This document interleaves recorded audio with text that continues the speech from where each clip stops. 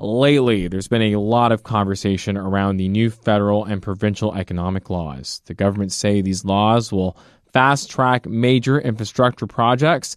However, according to critics, it will come at the cost of Indigenous rights and the environment. One of those critics is Johnny Hawke. He's a member of the Beausoleil First Nation. He's also launching a constitutional challenge against the new legislation. Johnny joins us now. Good morning. Hi, good morning, Nat. Johnny, for people who haven't been following this, what are you challenging in court exactly? All right, so it's the Free Trade and Labour Mobility Act and the Building Canada Act, also the Protecting Ontario by Unleashing the Ontario Provincial Bill 5, also the proposed amendments of the Provincial Parks and Conservation Reserves Act, which is in regards to the issue in Wasaga Beach. And I want to get into the issue at Wasaga Beach that you're referring to, but you are someone that's very passionately against this new legislation. So what made you want to take this on?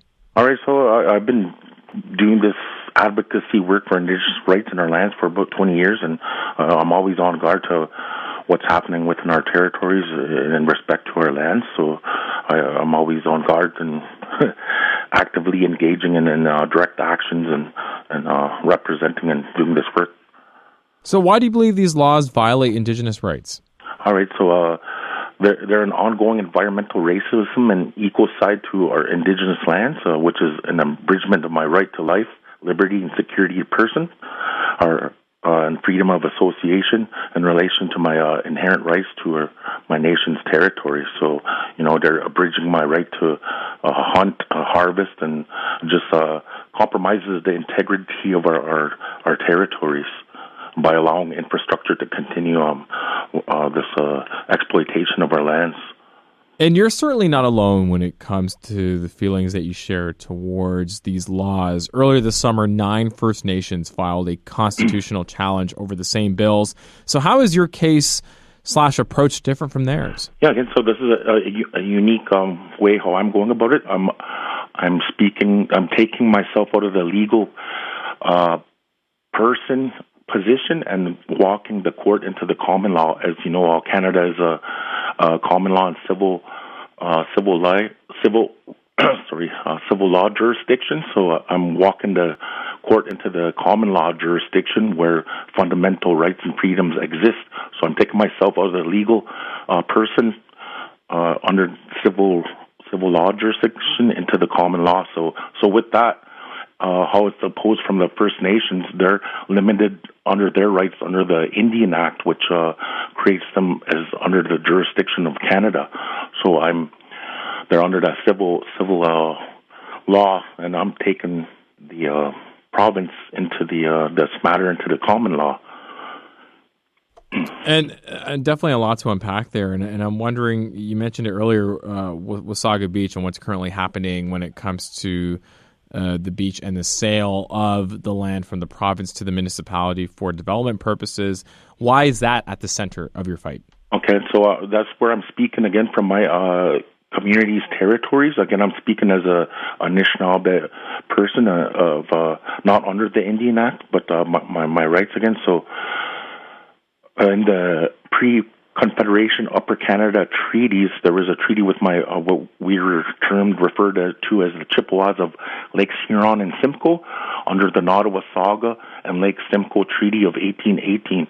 So those lands are about 1.2 million acres, and we were never, they involved improper cession of those lands, and we were never properly compensated.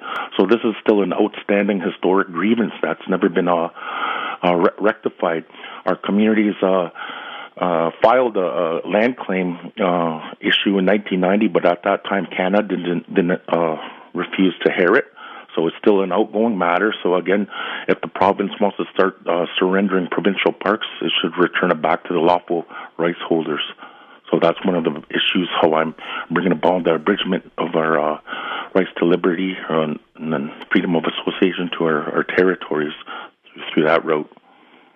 So would that be the outcome that you would be searching for if you win this case? Just to repeal these acts as it stands, then as we go, we probably need to organize a little bit better to resolve these historic matters. For now, it's just in the constitutional challenge, I'm asking just to repeal these acts. There's still a lot of, again, I'm also hitting on the Constitution Act in this, which is Canadians also need to kind of look at the legal foundation of Canada itself. So I touch on that. It's kind of complex challenge, and it's a unique one. So again, it's just looking at these repealing these acts for now, because we still need to work together as treaty partners with Indigenous nations and these governments to look at our unique history. So again, it's just for now asking to repeal these acts. So Johnny, if you lose this case, what will you do next? All right, again, so the steps are to submit it into the Superior Court of Ontario, which is my first step, and if they, whatever their decisions, I'm going to file a right to leave to take it up to the higher courts.